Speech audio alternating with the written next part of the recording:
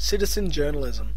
Citizen journalism is the concept of the public playing an active role in the process of collecting, reporting, analysing, and publishing news and information. The idea behind it is that anyone can report on any story they want, depict it in their own way, and share it with the rest of the world. Effectively, it is audience participation, and it comes in many different forms. For example, blogs, comments, videos, live broadcasts. The majority, if not all the news stories, are published through the web. It works like this. You are the publisher. You have something you want to say to the world.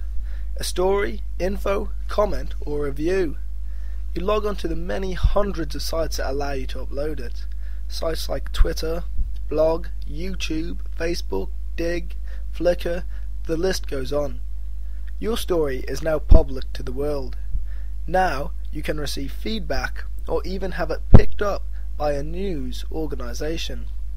Think of blogs as everyone's personal newspaper. Web 2.0 allows the users to rearrange their layout, send new posts, update stories, and have thousands of comments from different people around the world. The blogs are becoming ever more popular as technology advances. The traditional newspaper could one day be a thing of the past. What good is the daily newspaper when the news is changing constantly? More and more jobs are affected by the changes in world events. The internet becomes a mean source for this information. It is there that stories can change within seconds. On the 15th of January 2009, Yanis Krums was on his way to work, travelling by a passenger ferry in New York, when a US Airways plane crashed into the Hudson River. This is one of the earliest photos taken of the plane using his iPhone. He then uploaded it to Twitter with the status, "There's a plane in the Hudson River. I'm on the ferry, going to pick up the people." He was there before any reporter could even get close. This is a prime example of the power through web and technology that is citizen journalism. Traditional news organisations are becoming more aware of the fact that people are the producers and consumers of the news. The days of selected news stories are fading. CNN has created its own citizen blog website called ourreport.com, where no stories submitted are edited. Some of them even finding a place on CNN's global news. Another example, and most recent one, is that of the G20 summits. So far there have been 3 cases of police brutality, the evidence coming from protesters and bystanders recording the action on their mobile phones. The next video is the most popular and controversial footage yet. It comes from a New York fund manager. It shows a police officer pushing newsagent worker Ian Tomlinson to the ground, which moments later contributed to his death.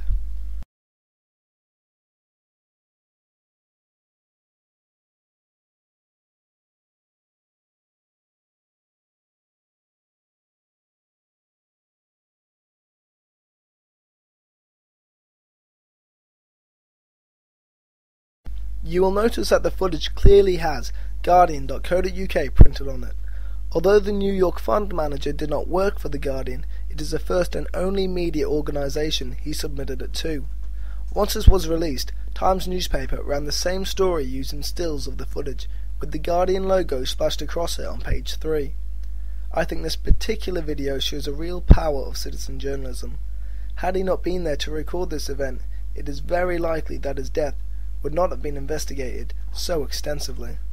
The Guardian decided to release a video on their website, instead of saving the story for the print newspaper the following day. It's something the British media is still working around, trying to work out what the general etiquette is for this type of citizen journalism being relayed to the big media organisations.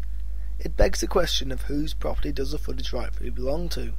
The obvious answer being the person who recorded it, but can they still claim ownership when it's been posted on a blog and shared with the world?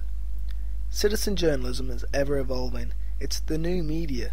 We will see changes in the laws of copyright and ownership in the near future. What we have now is free speech through the means of technology, almost as if it's a peaceful protest. Citizen journalism is the new media and will only become more popular through the years. Hopefully, though, there will still be a place for traditional, well-crafted journalism in the future. Thanks for listening.